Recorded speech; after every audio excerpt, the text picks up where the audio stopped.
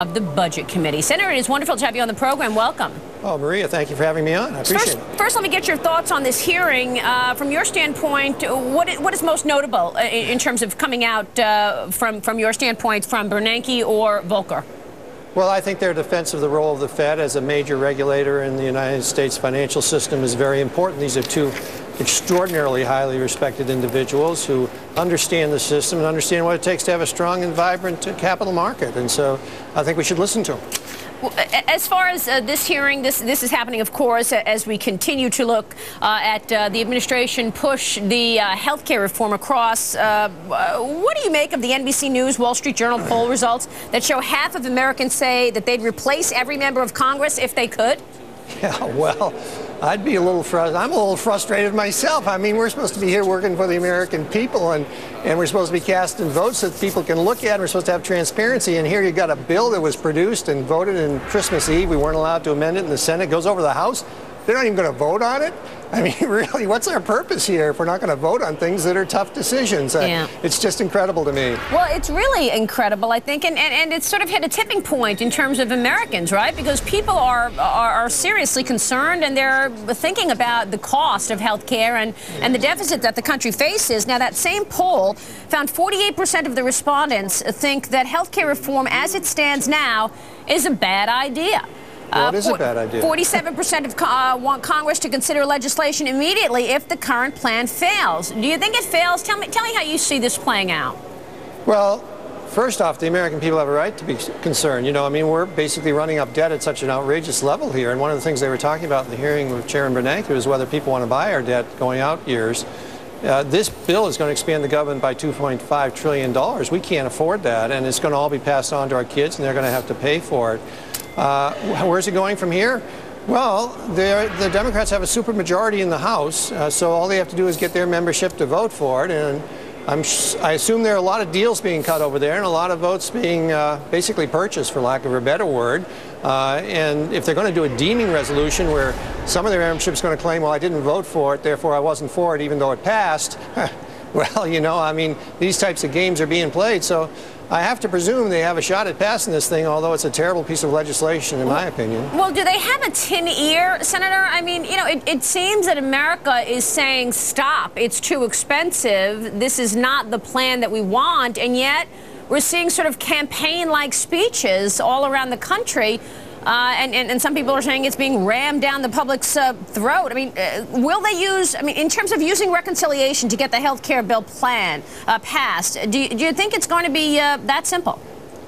Well, they're using the reconciliation bill as a buy-it bill. They're going to different constituencies in the House, most of them the liberal constituencies, and saying, hey, you didn't vote this last time. What do we have to put in here to spend more money on this or that in order to get your vote? What does that take? And so we're going to put it in this trailer bill called a reconciliation bill, which, of course, is not a good policy to begin with.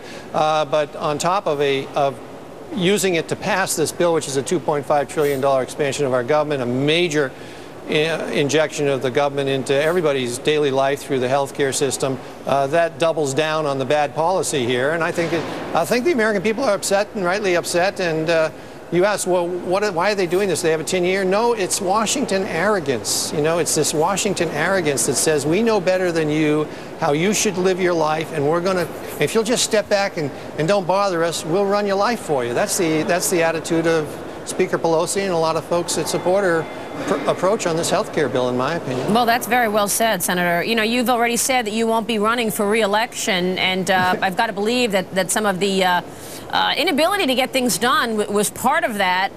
Well, when you see the anger toward Congress and that inability to get things done and things like this legislation that could come to pass, do you see a radical change in who will be occupying those seats come November?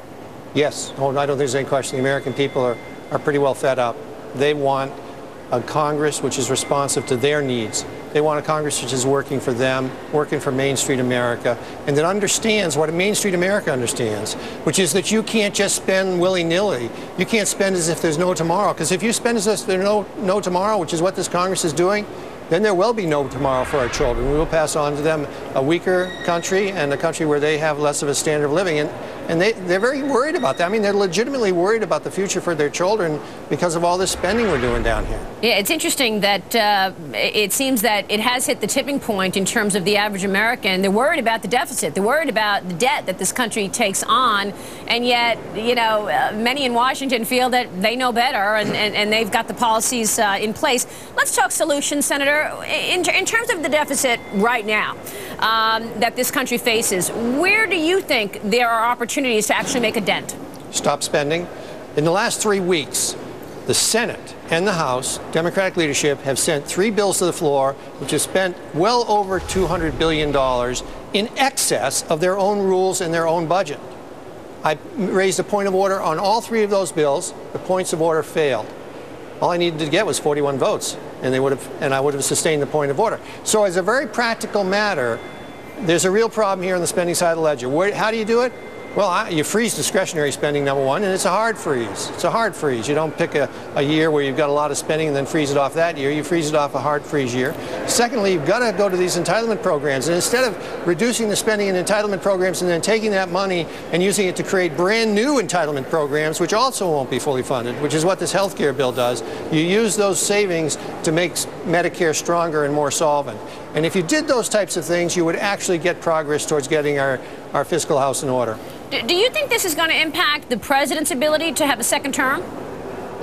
We're so far away from that in political talk. I mean, we're light years away from an election in 2012. But I certainly hope that it impacts the Congress in being willing to step up and deal with these difficult problems and slows the Congress's outrageous spending spree. I mean, it's just we've just got to stop this. We can't keep doing it to our children's future. Let me get your thoughts on the financial regulation that's going to come down the pike. Senator Dodd's legislation would also put a consumer protection agency inside the Treasury rather than making it a standalone agency. Whether it's resolution authority, a systemic risk regulator, consumer protection, a derivatives exchange, compensation, what do you think is the must or are the musts in terms of financial reform that is to come? 2 things need to guide us. Number one, well, 3 things. Number one, we need to address the issue of systemic risk and put in place as much policy as we can that's going to be constructive and that is going to be able to anticipate a major systemic risk issue and address it. Secondly, too big to fail has to end. Banks which have overextended themselves or financial houses that have overextended themselves, and even though they're extraordinarily large, have to be able to be resolved. And third, we have to keep America as the place where people want to create capital and get credit. Our unique advantage over the rest of the world is that we're a place where credit and capital is created quickly and is given and is put out to entrepreneurs who want to take risks and as a result create jobs. We have to keep that atmosphere here. Senator, come back soon, please. Thank you, Maria. Good to have you on the program. We appreciate it. Senator Gregg, a New Hampshire Budget Committee ranking member. We've got about